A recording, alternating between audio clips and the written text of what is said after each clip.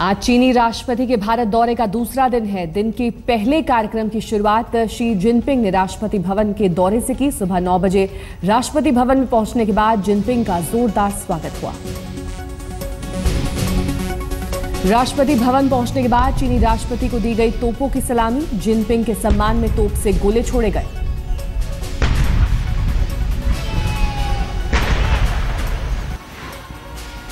चीनी राष्ट्रपति Xi Jinping को राष्ट्रपति भवन में दिया गया गार्ड ऑफ ऑनर। लाल कालीन पर चल रहे जिनपिंग को भारतीय सैनिकों ने दिया सम्मान।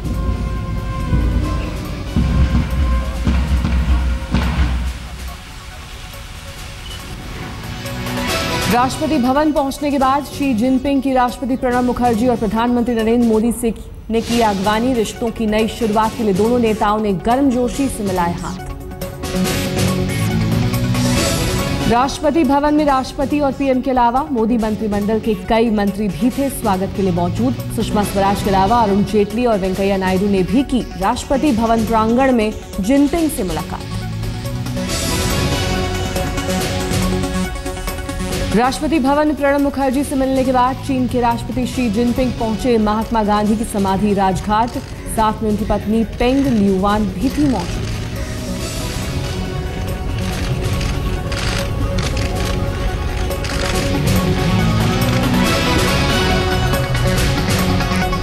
राजघाट पहुंचने के बाद शी जिनपिंग ने महात्मा गांधी की समाधि पर चढ़ाए फूल। बापू को किया चीनी राष्ट्रपति ने नमन। महात्मा गांधी की समाधि पर श्रद्धा सुमन अर्पित करने के बाद राजघाट की विजिटर डायरी में जिनपिंग ने व्यक्त किए अपने विचार। लिखा, जब तक रहेगा महात्मा गांधी का नाम तब तक रहेंगे उनके विचार।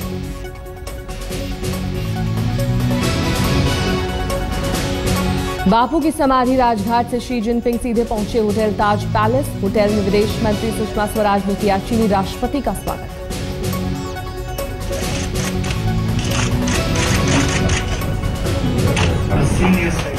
सुबह करीब 10:10 पर हुई जिनपिंग और सुषमा स्वराज की मुलाकात। विदेश नीति सहित कई मुद्दों पर हुई दोनों नेताओं के बीच बातचीत।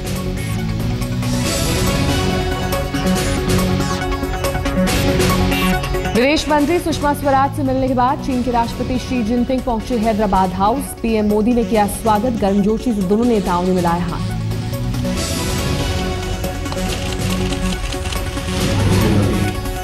हैदराबाद हाउस में पीएम नरेंद्र मोदी और शी जिनपिंग के बीच हुई औपचारिक बातचीत। 1.5 घंटे तक आपस में बात करते रहे दोनों देशों के राष्ट्राध्यक्ष। पहले तय थी सिर्फ आधे घंटे की ही मुलाकात।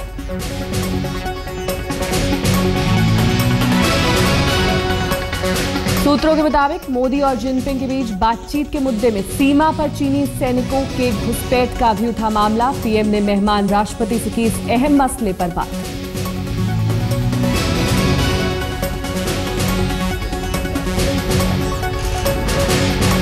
डेढ़ घंटे तक पीएम मोदी और जिनपिंग की बातचीत के बाद दोनों देशों के बीच प्रतिनिधिमंडल स्तर पर हुई बातचीत। कई समझौतों को लेकर बनी सहमति। इस बातचीत में मंडल के कई मंत्री भी हुए शामिल।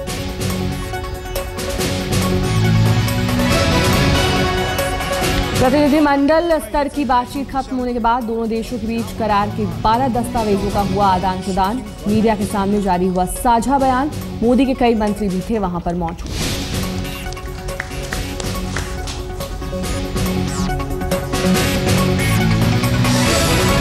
कैलाश मानसरोवर के लिए दूसरा रास्ता खोलने पर चीन हुआ राजी। साझा बयान में पीएम मोदी ने जिनपिंग का कहा शुक्रिया। दोनों देशों के बीच इसे लेकर दस्तावेजों का भी हुआ लेन देन।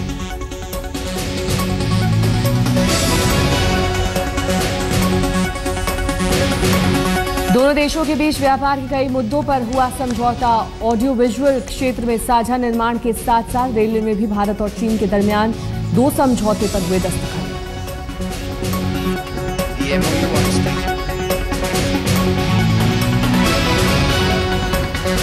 साझा बयान में पीएम मोदी ने कहा कि दोनों देशों के बीच मुंबई ट्विन सिटी और शंघाई को लेकर करार हुआ है। बोले, भारत के राष्ट्र निर्माण में चीन जैसे पड़ोसी का अहम रोल। सीमा पर घुसपैठ को लेकर भी मोदी ने जताई चिंता। पीएम मोदी से मिलने के बाद चीन के राष्ट्रपति शी जिनपिंग ने भी जताई खुशी। मीडिया के सामने साझा बयान में कहा, भारत और चीन दोनों के सामने विकास के एक जैसे ही उद्देश्य हैं। आपसी सौहार्द के लिए जरूरी है अच्छे रिश्ते।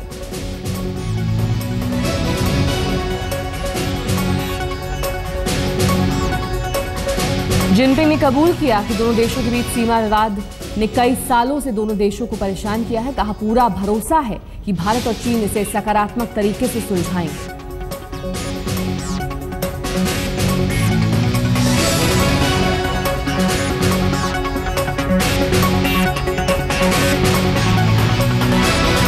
चीनी राष्ट्रपति जिनपिंग ने बुलंद सुर में कहा, अगर भारत और चीन एक स्वर में कहें तो पूरी दुनिया सुनेगी गौर से। दोनों देशों की अहमियत का दिया हवाला।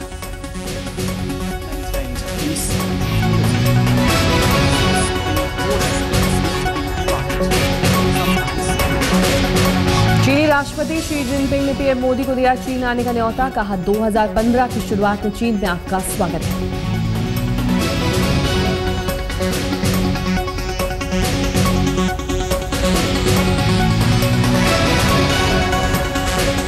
चीन की फर्स्ट लेडी पेंग ल्यूवान ने किया दिल्ली के टैगोर इंटरनेशनल स्कूल का दौरा। स्कूली छात्रों से की मुलाकात।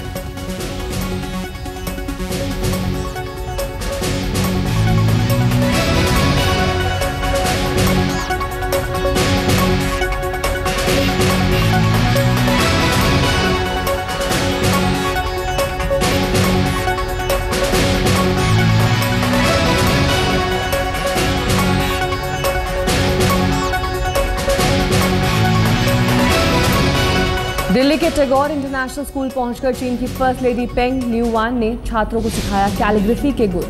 खुद कागज पर लिखकर दिखाई अपने हुनर की पहचान।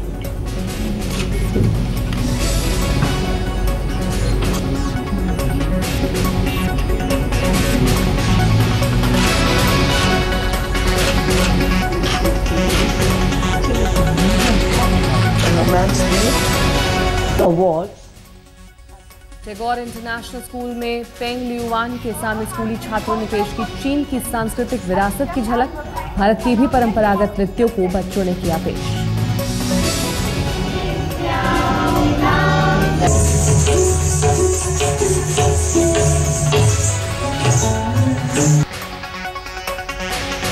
कल शाम दिल्ली पहुंचने से पहले शी जिनपिंग गुजरात में 1917 में बने साबरमती आश्रम पहुंचे। वहां पहुंचते ही चीनी राष्ट्रपति शी जिनपिंग का पारंपरिक रूप से स्वागत किया गया।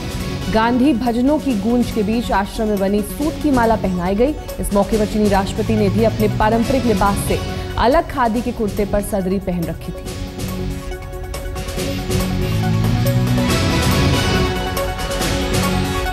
कल साबरमती में स्वागत के बाद चीनी राष्ट्रपति ने आश्रम में बने महात्मा गांधी के स्मारक पर श्रद्धांजलि अर्पित की। मोदी और जिनपिंग ने स्मारक पर फूलमाला चढ़ाई। इसके बाद प्रधानमंत्री नरेंद्र मोदी उन्हें आश्रम के अलग अलग हिस्सों को दिखाने ले गए।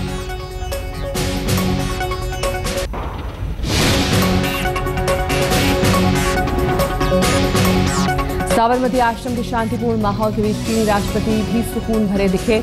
एक मेजबान के तौर पर प्रधानमंत्री मोदी पूरे आश्रम का ब्यौरा बता रहे थे।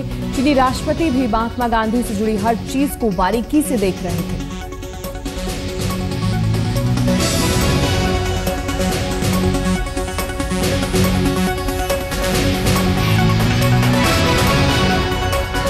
चीनी राष्ट्रपति को मोदी ने महात्मा गांधी का वो कमरा दिखाया जहां वो ध्यान और चिंतन के लिए बैठते थे। वो कमरा दिखाया जहां कस्तूरबा गांधी रहती थी। आश्रम का अतिथि गृह भी दिखाया जहां देश और दुनिया से आने वाले खास मेहमानों को ठहराया जाता था।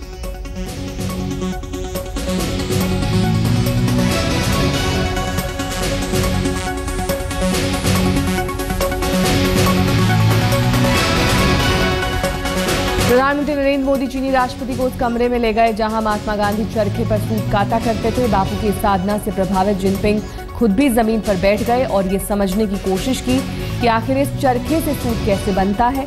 जमीन पर बैठे मोदी ने उन्हें चरखा चलाकर पूरी प्रक्रिया समझाई।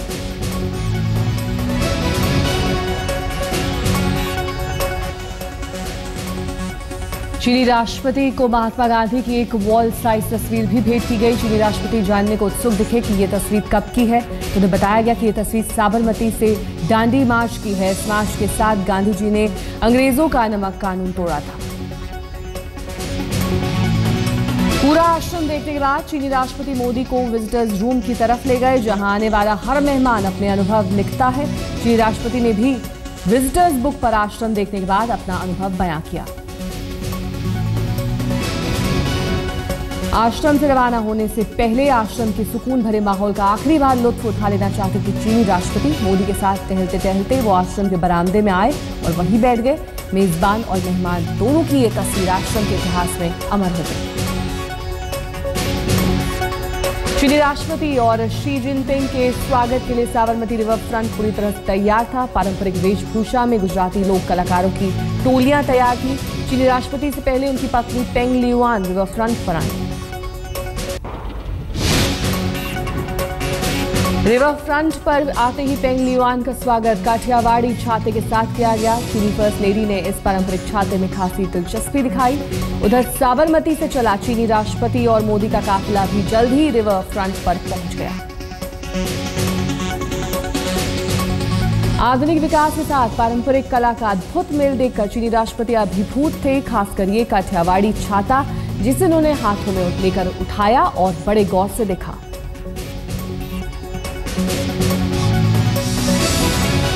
इसके बाद प्रधानमंत्री मोदी रिवर फ्रंट पर चीन के राष्ट्रपति की अगवानी करते दिखे। दोनों इस दौरान काफी हल्के फुल्के मूड में दिखे। सैर के दौरान मोदी चीनी राष्ट्रपति को लेकर रिवर फ्रंट के किनारे बने झूले की तरफ बढ़े।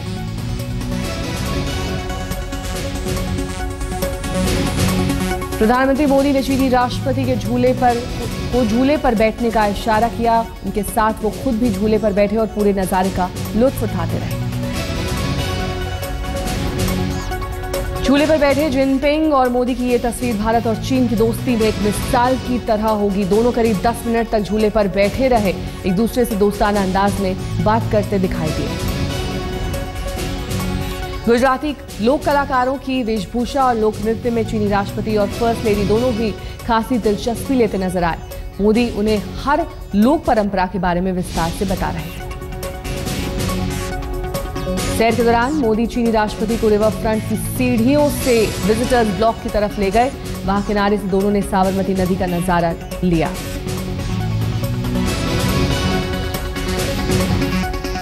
अहमदाबाद जैसे शहर के किनारे साबरमती नदी की साफ सफाई और सैलानियों के लिए इंतजाम को देखकर दंग दिखे चीनी राष्ट्रपति।